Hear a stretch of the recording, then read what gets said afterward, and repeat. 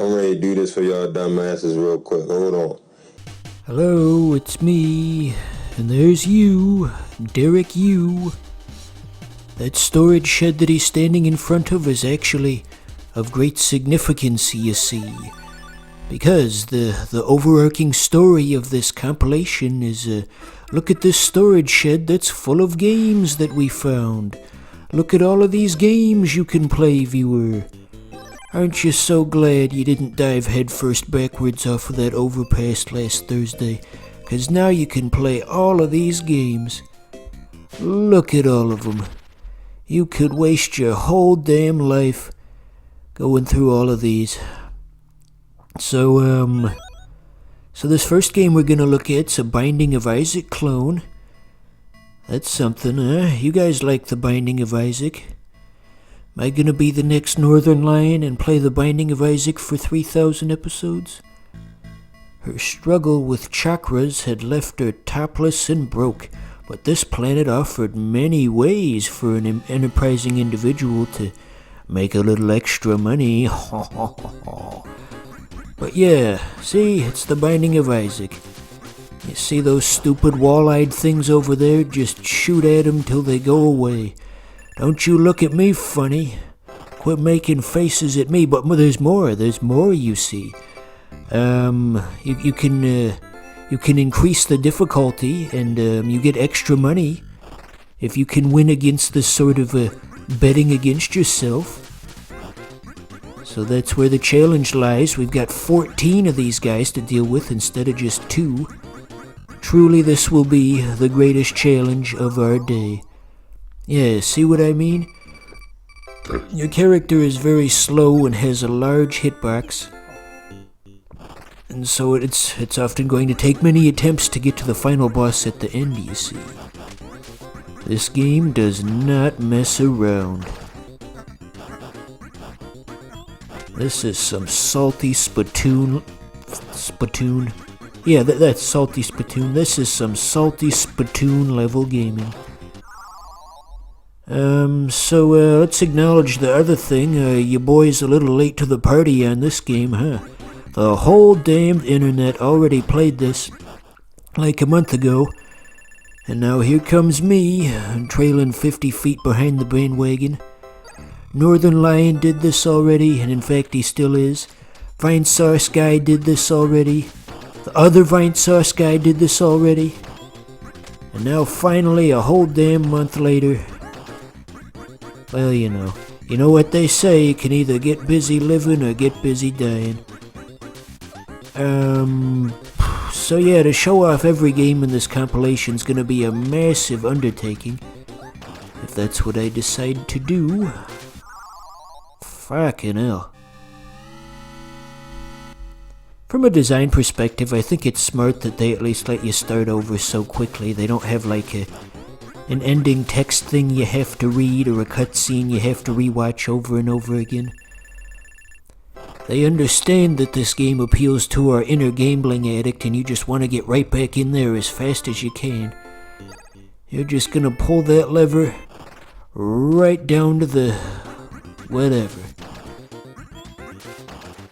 So, my overall strategy in terms of an upgrade path is to try and prioritize health whenever you can get it, because at the start they basically just give you minimum wage health. See how we got 6 pegs down there?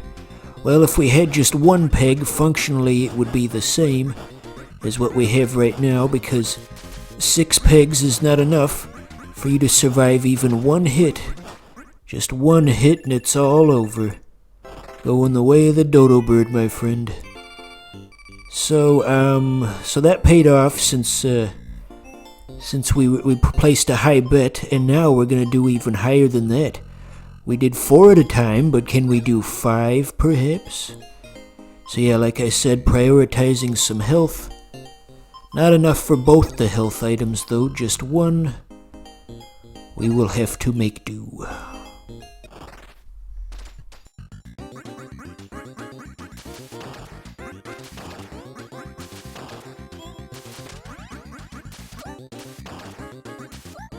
So, taking a high-level overview of the overall premise of this game, you might be thinking, but wait a minute, couldn't you just skate by doing one enemy at a time?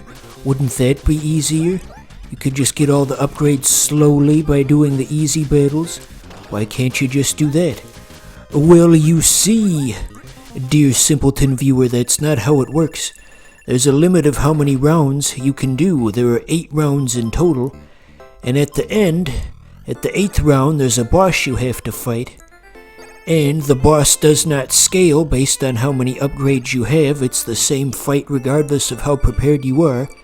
So, you just want to be totally lock, stock, and barrel by the time you get to that boss, because he is not going to go easy on you.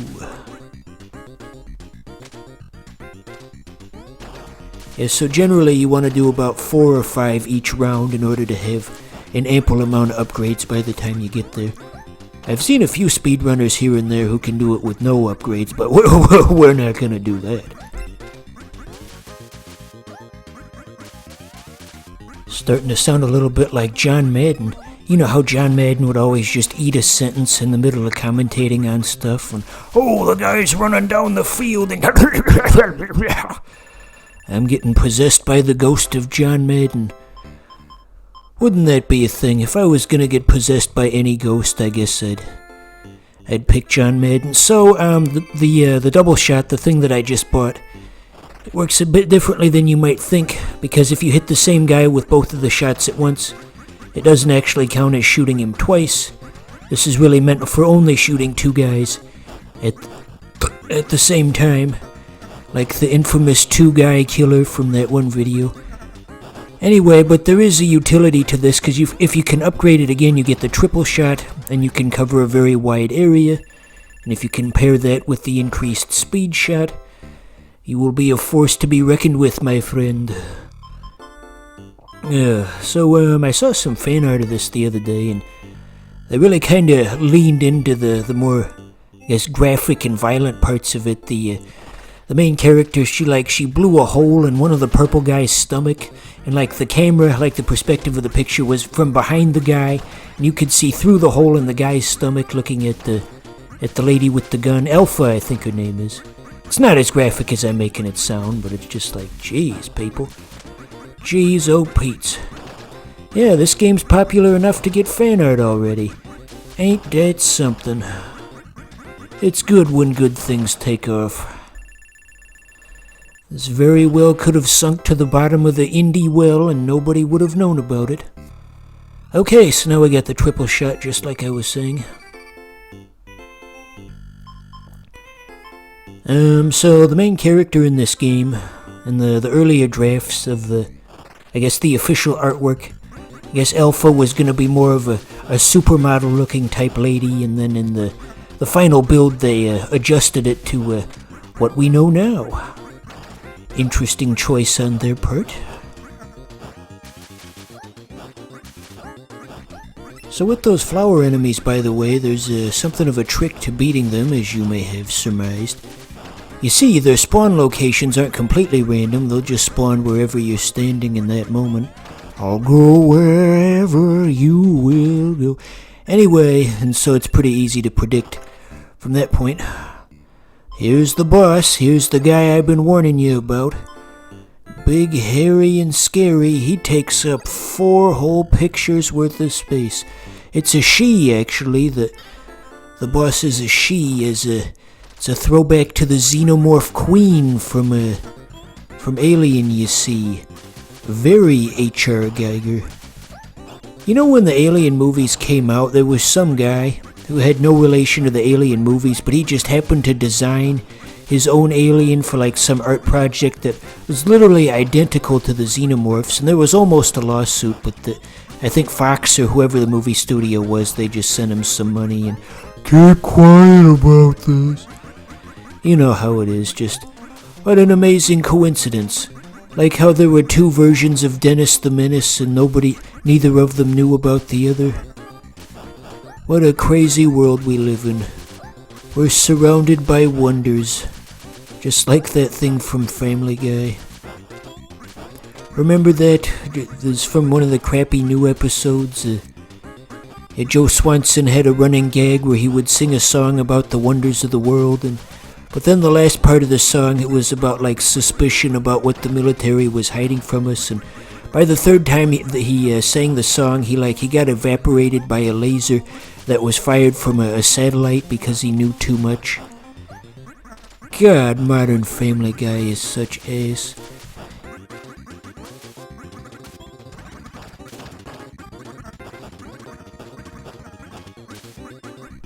So here we are, viewer, the last level. Aren't I just the most skilled overbold player there ever was? I think it took Northern Lion like 2 hours to get to this point, and here we're already here in 10 minutes and 44 seconds. Oh, there's the boss. There he is. There's Tuscanini. What?